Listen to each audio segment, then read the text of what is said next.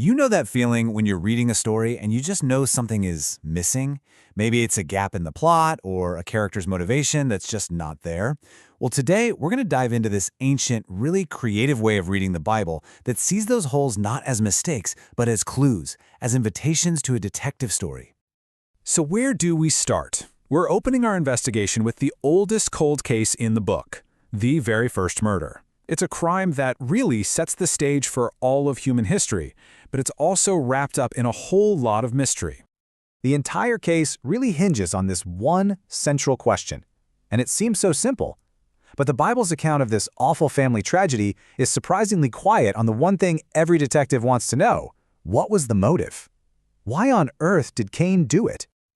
Okay, so this is where the evidence gets really fascinating. The actual text from Genesis says, Cain said to his brother Abel, and then nothing.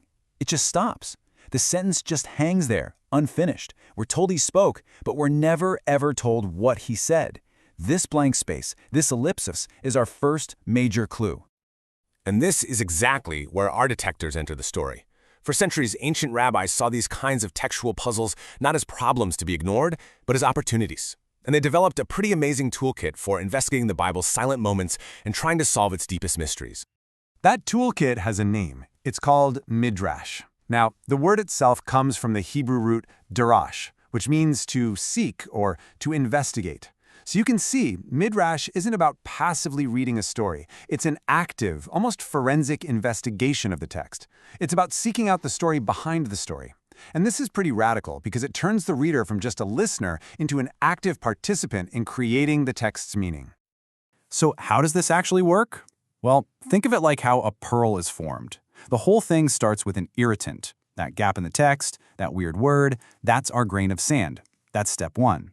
Then for step two, the rabbis would seek out connections, pulling in other verses from all over the Bible that had similar themes or words. And finally, at step three, they'd weave all those threads together to create a pearl, a brand new story or idea that smooths over the original problem and gives it this beautiful, deeper meaning. All right, so with this method in hand, our rabbinic detectives were ready to crack the Cain and Abel case. They zeroed in on that missing conversation and started to imagine, to reconstruct what could have possibly been said in that field. Let's check out some of their theories. Theory number one, the argument was about something we can all understand, property. In this telling, the brothers try to split the whole world between them. One gets all the land, the other gets all the stuff. But the fight breaks out when they realize just how messy that is. It escalates from a property dispute into a deadly fight. But what if it wasn't about stuff? Another theory suggests the fight was actually spiritual.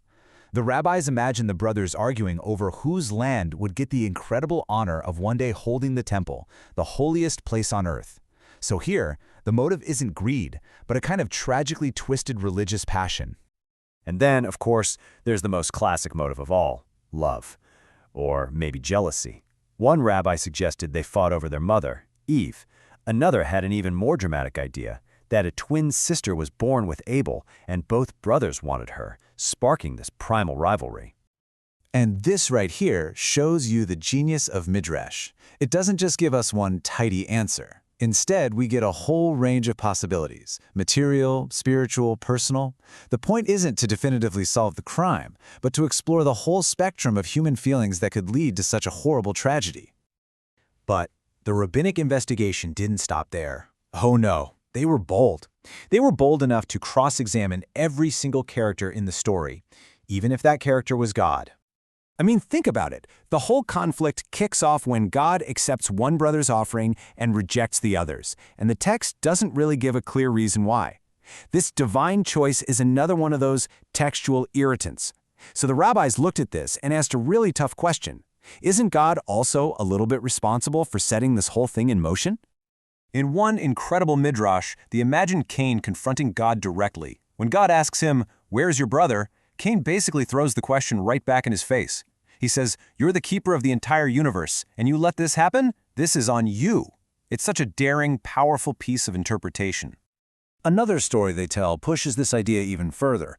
It compares God to a king who just watches as two of his best athletes wrestle each other to the death. The king could have stopped the fight at any time, but he just didn't. The implication here is absolutely staggering. that God, like that king, has some responsibility because he had the power to step in. Now, you might be thinking this is all just for telling interesting stories. But this investigative method wasn't only for narrative gaps. The rabbis used the exact same seeking technique as a powerful engine for developing Jewish law. So let's look at a new case file, this time from biblical law. The Torah states 3 separate times, in 3 different books, you shall not boil a kid in its mother's milk. Now, for a text where every single word is considered precious, repeating something 3 times is a huge deal. It's a major textual irregularity, and it just begs for an explanation.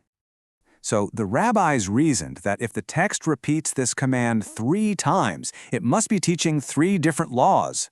They interpreted the repetition to mean, 1, you can't eat meat and milk together, 2, you can't even get any benefit from a mixture like that, say by selling it, and 3, you're prohibited from the very act of cooking them together in the first place. So a single verse, through this midrashic process, becomes the foundation for a central Jewish dietary principle. So after looking at stories and laws, what's the ultimate goal of all this investigation? What were the rabbis really trying to do with Midrash? And this is probably the most important takeaway. The goal was never to write a final, definitive police report on Cain's murder.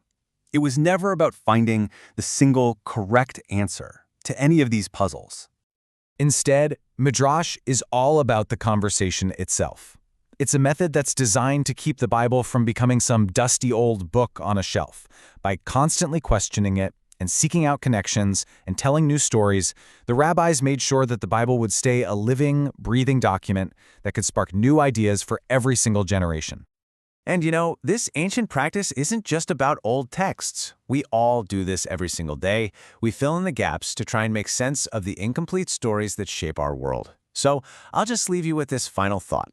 What are the gaps in the stories you're trying to fill?